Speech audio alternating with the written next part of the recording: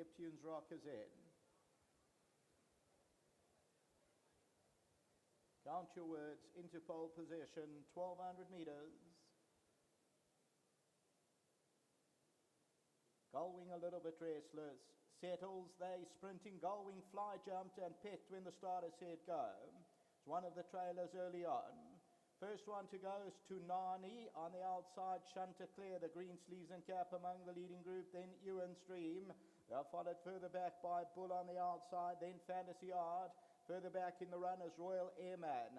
Count your words in the yellows, about 8 or 9 lengths off the leader. Then comes Argo Center, Neptune's Rock. Tunani sets the fractions as they move towards the 700 meter area. Chanticleer is back second, then Ewan's Dream behind that Bull. Fantasy Art, that race is in fifth, about 5 lengths to track down. Further back is Sluice Gate, and then comes Perfectly Stunning. The others are way back.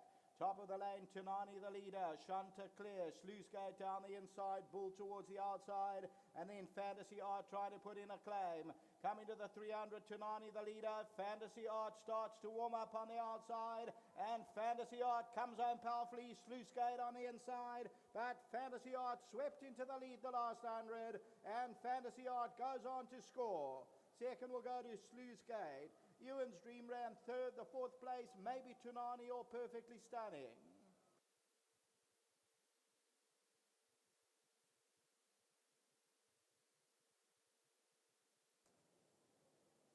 So victory is for the horse who looked really well on the way to the gate, and that's number 9, Fantasy Art. Just shows you what one run can do. Was slow and green last time out. This time Brandon, another winner for him.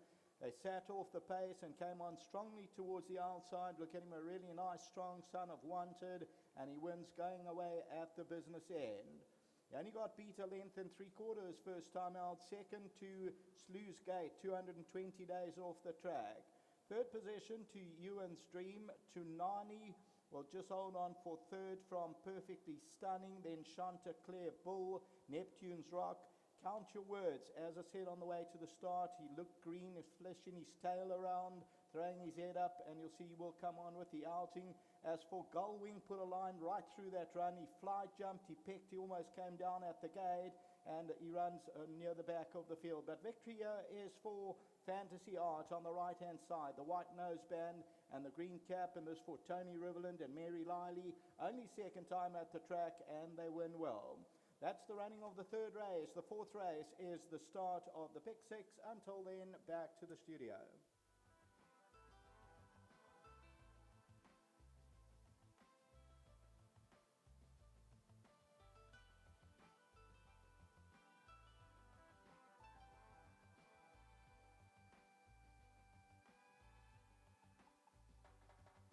Another favourite to oblige, number 9, Fantasy Art, and this is the son of Wanted from the Tony Riverland stable. Tony, coming to the course first time out, he wasn't wanted, he needed the experience. Yeah, he did, Sheldon. He's been one of these backward horses. Doesn't show a hell of a lot at home, and we let him come on slowly. He missed the break. I didn't expect him to be under so much pressure the last time he ran. I thought Brandon was pushing him the whole way. I thought, my goodness, this doesn't look good. But in the finish, he ran on really well. It was really a good run, and he only had to reproduce that run to win a race like this. I don't think it was the strongest of fields, but you can only win. And well done to Brandon. I said to him, give him a chance. He couldn't have ridden him any better. And, of course, well done to Mary Liley. Wonderful for her that she could have a winner. Just looking at the way that he's running, I think each and every run we're going to see him improve nicely. Yeah, I think this run will put him right. I think he'll have learnt a bit from this run. And we may go a little further next time, 1,400 meters. Although I don't think he's a stayer. I think he's a sprinter miler. But possibly a little better over 7 or a mile. Umoyana coming up. She looks in the right contest. Not the easiest of horses to work with, but she's got the ability on the track. Yes, she has, Sheldon. Strangely enough, although she's a little bit of a nutter, as I call her, you know, she always brings her best to the track. She's an average filly, but always runs a place. You can rely on her to produce her best. And, yeah, I think she's got a fair chance. Well done. Thank you, Sheldon. Let's get the man of the moment into the picture, Brandon Lorena.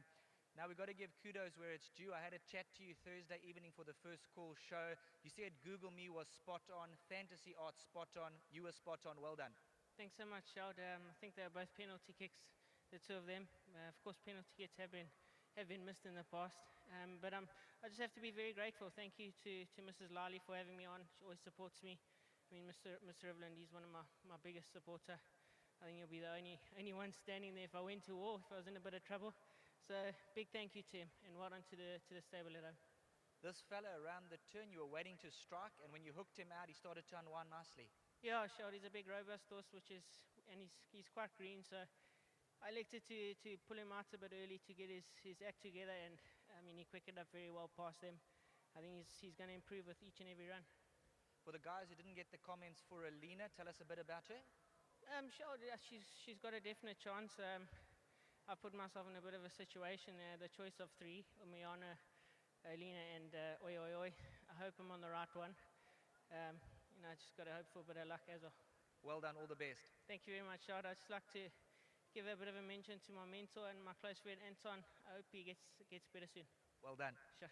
Well done to jockey Brandon Larina, Mary Lally, and Tony Riverland.